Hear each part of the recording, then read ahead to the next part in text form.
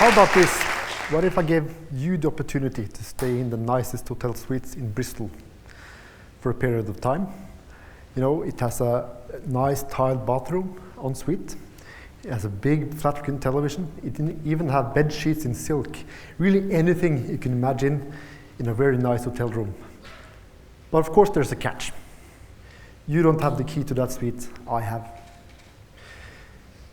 I decide when you eat, I decide what you eat. I decide the 20 minutes every week you can go on the phone and talk to your loved ones. I decide the 1 hour every day you can go on the roof and have 1 hour of fresh air. After a while, you will get bored. And even after some more time, you'll get even more bored. And then after some time, probably the standard of the suite, the hotel room, doesn't matter that much anymore.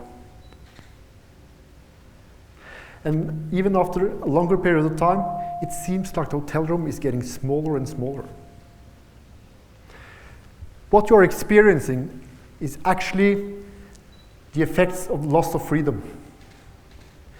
This being an experiment, there's a calling on the wall. You can go there and you can ask me to let you out when you had enough. So how long do you think you will last in that hotel room? A week? Maybe 2 weeks? Maybe the toughest of you will probably last 3 weeks or a month. Then you will probably go on the calling and say, please let me out. Prisoners, they don't have that choice. They have no calling. They can go and say, please let me out. I've had enough. They need to stay there for the sentence. And the key element in most countries when it comes to imprisonment is the loss of freedom. And for some countries, you can add disrespectful treatment, overcrowded cells and facilities, and the fact that you always feel that you are in an environment where you need to keep safe, a very hostile environment. And it all ends with the fact that you're let outside the gate with a couple of plastic bags with your belongings and some pounds in your pocket, and the society expects you to behave and that you've learned your lesson.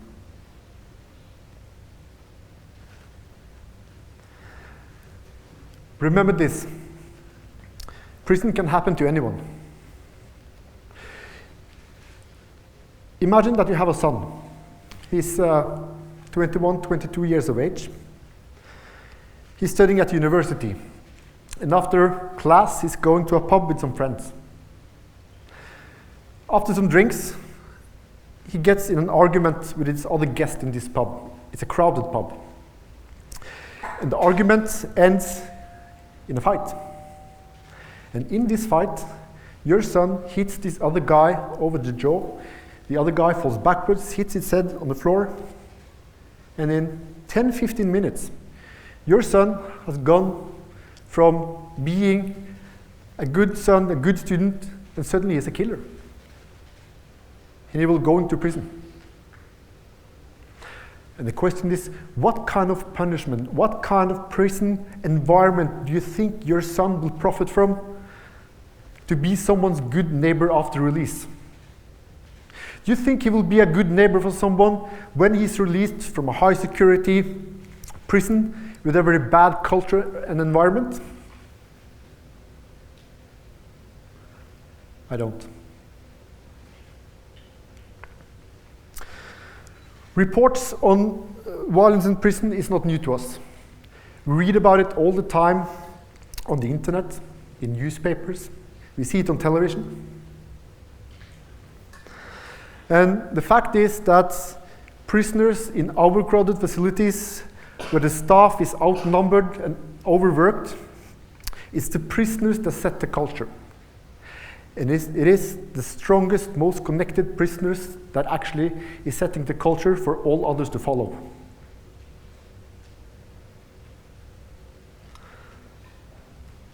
Remember going to the university for the first time.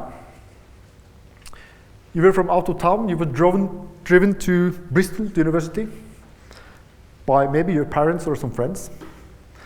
Standing outside the university gate, and you know you were going to live in this university on campus for maybe some years.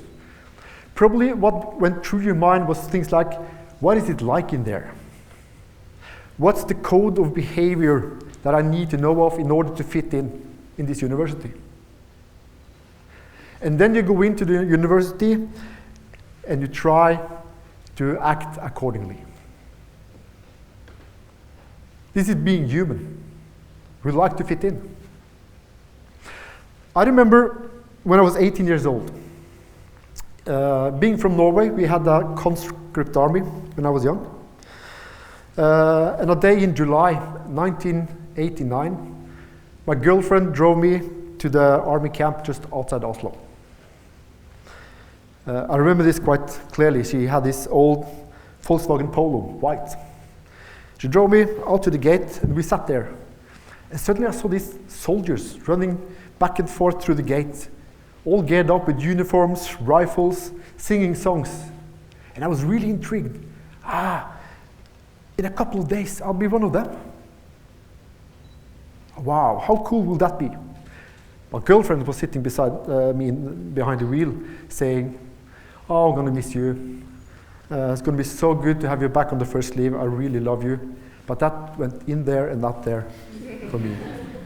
I was all into this army camp. So she drove away. I went into the camp. And suddenly, I found myself interested in rifles, army stuff, army gear.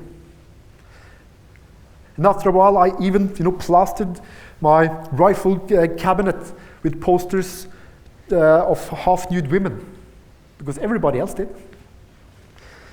I wanted to fit in. I wanted to be one of those guys. And I remember coming back on my first leave after some months. Proud, I went home by train with my leave uniform on. Went to my parents, put my bag down, and went straight to my girlfriend. She was expecting me, of course, and we said hi, and she had, made nice food. She had dressed up, or rather dressed down, and there was candles, and there was some expectation. And I went on about, my experiences from the army.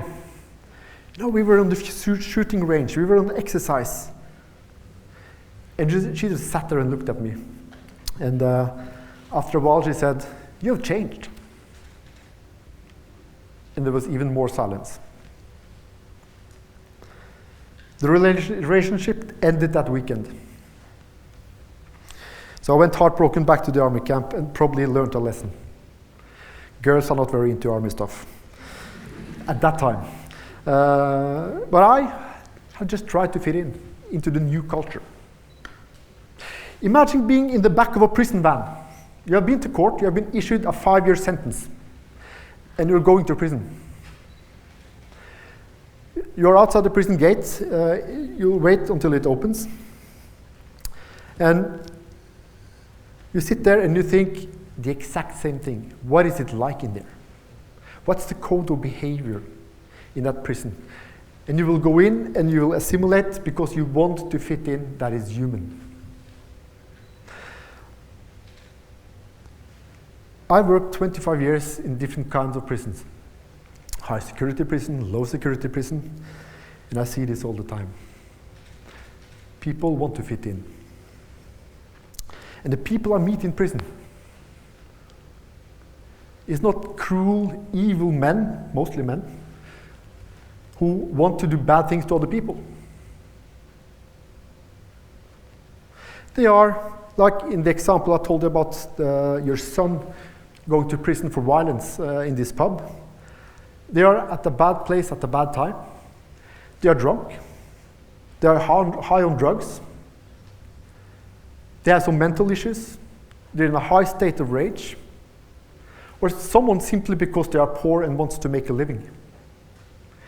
I never met a bunch of criminals in prison that are doing crime just to be cruel to people or just for the fun of it. You find those also, but that group is not the majority. So we want to fit in. I see this all the time in the prison where I work. Bastøy Island is about 70 kilometers south of Oslo. Here we have inmates transferred from high security prison to this low security prison. And they are transported to the nearest town of Horten to take the ferry out to the island. They're let out of the prison van by the two prison guards, and they go onto the ferry. On the island, they're not met by prison guards. They put their plastic bags down with their belongings. Wow, where are the fences? Where are the prison guards? And they shake their heads. This is not happening. But they take with them the culture that have been taught in a high security prison. In the beginning, when I meet them on the streets, they don't say hi to me, they look straight through me. They don't take contact with staff until they have to. And as to find out the culture and the codes, they ask the other inmates. Soon they will learn from the other inmates that being at Bastøy, it's expected that you say hello to everybody, every day. It's expected that you are following our rules and being a part of the culture and that you contribute to the prison society. So slowly they changed their behavior. Slowly they started to greet me when I see them. Some even smile. And after some years, the inmates are there, some for 4 years, some for 6 months, average about 2 years. But in a while, those who were skeptical in the beginning because they were used to another set of culture are now the ones teaching new inmates the culture of Bastøy. How do we do this? We think that giving inmates necessary space is important. And a big part of giving inmates space is giving them responsibilities and put them in a position where they actually are able to take decisions. In a high security prison, you don't need to take that much decisions because you're told when to eat, you're told when to exercise, you're told when to take the telephone call. As one inmate once told me, you're almost spoon-fed, sorry. So you really don't need to decide that much. According to the internet, an average person takes about 2,500 and 10,000 decisions every day. Between 2,500 and 10,000 decisions every day. That's a lot of decision making. But if you stay in an environment where you're not trained in taking decisions and you stay there for years and suddenly find yourself in your neighborhood as your next door neighbor and you haven't had any training on how to take decisions, how will that go? So at Bastøy Island, we try to train the prisoners in how to take decisions by giving them responsibilities. The prisoners at Bastøy, they are the crew on the ferry boat. They run the prison shop. They are the ones tending the animals. So in the spring, when the animals are giving birth, they are the ones assisting. And they take this responsibility really, really serious. And they grow from having this responsibility. And we do this simply because we believe that training in taking responsibility, training in decision making, is actually in the end going to profit you, the taxpayers, because you will have better neighbors.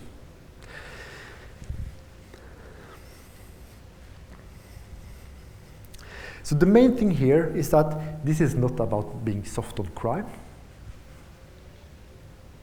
According to the UK paper The Guardian, some scientists have measured out that maybe 1 in 5 inmates are considered to be a danger to other people or the society. Only 1 in 5.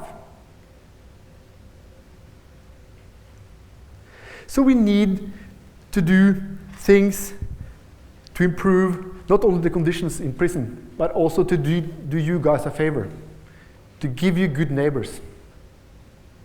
And that is not being soft on crime, it's being soft on you.